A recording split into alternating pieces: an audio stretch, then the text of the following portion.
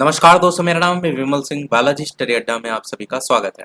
बिहार सरकार की शिक्षा विभाग की तरफ से एक और शिक्षकों के संदर्भ में भर्ती आपको जो है वो देखने को मिल रही है और ये भर्ती को लेकर के अभी फाइनल स्वीकृति दे दी गई है, जिसका इस नोटिफिकेशन में हम बात करेंगे।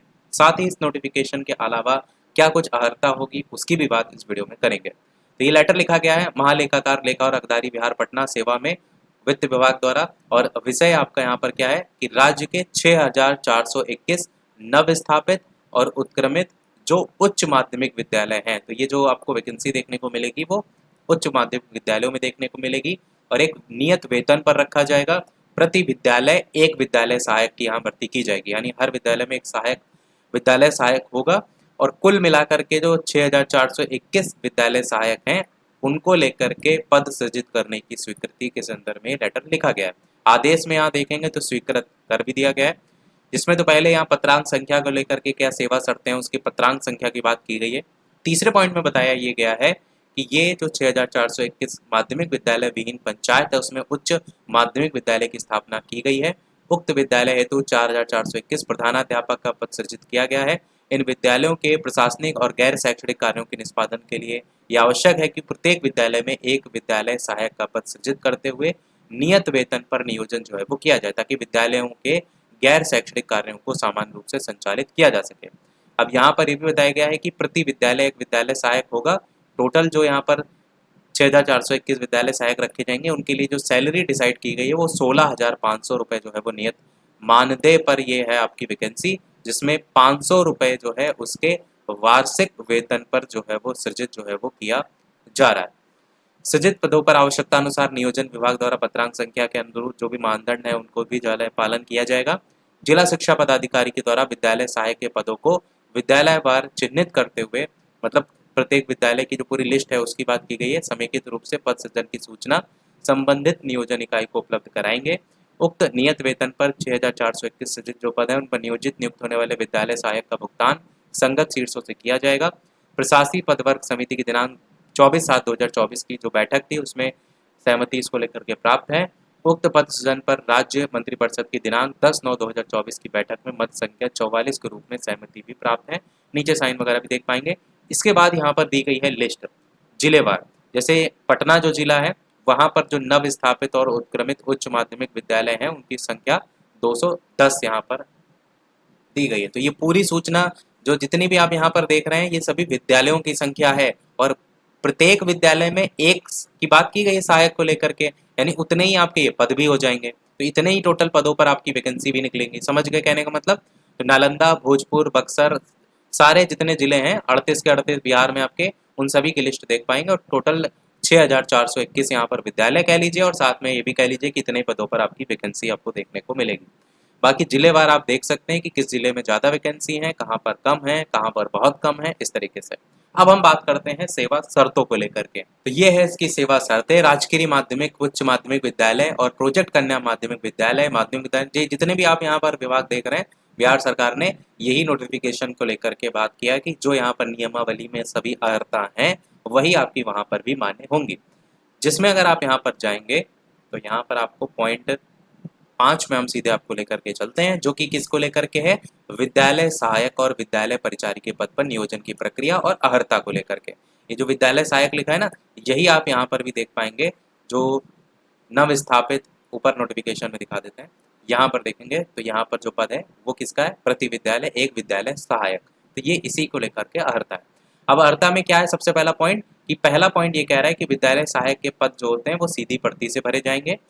विद्यालय सहायक के पद पर नियोजन हेतु भारत का नागरिक और संबंधित नियोजन इकाई जिस जिला क्षेत्र में आप स्थित हैं उस जिले का स्थायी निवासी होना भी आपका आवश्यक होगा।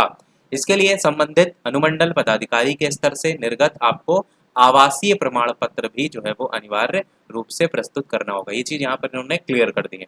इस पद पर नियोजन हेतु न्यूनतम जो शैक्षणिक योग्यता है वो मान्यता प्राप्त बोर्ड या काउंसिल से मिनिमम इंटरमीडिएट या अपर उच्च माध्यमिक अथवा बिहार राज्य मदरसा शिक्षा बोर्ड से मौलवी अथवा कामेश्वर सिंह दरभंगा संस्कृत विद्यालय से आपका उत्तीर्ण होना चाहिए। कुल मिलाकर के इंटरमीडिएट होगा तो आवेदन कर पाएंगे।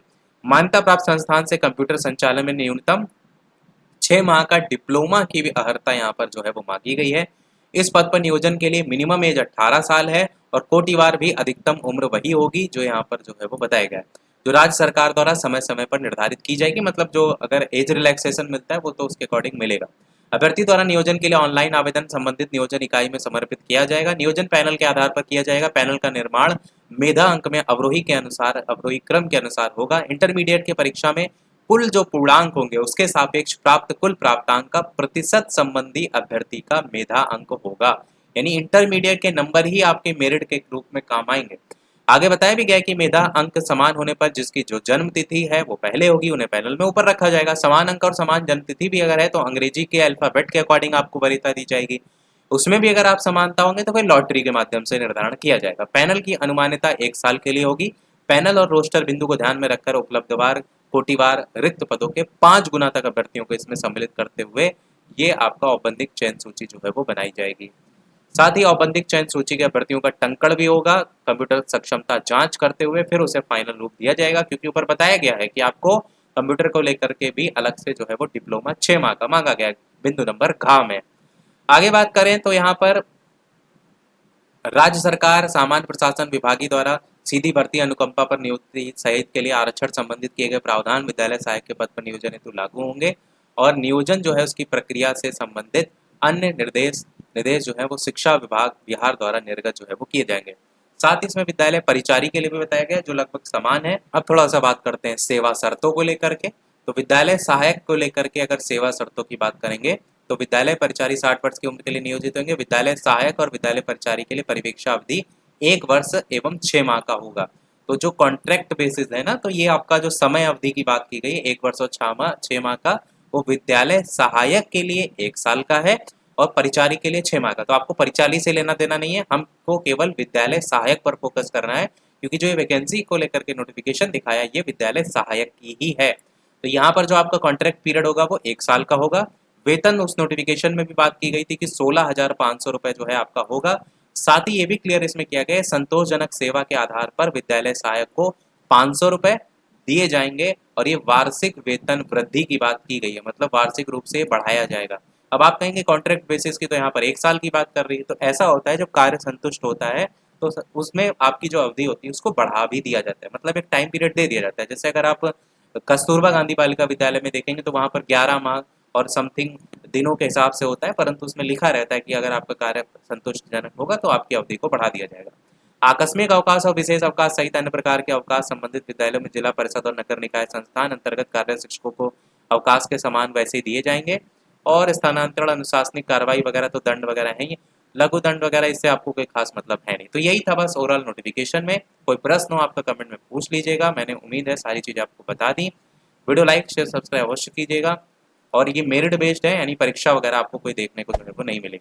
मिलते हैं फिर अगले वीडियो में, तब तक के लिए सभी को नमस्कार, जय हिंद।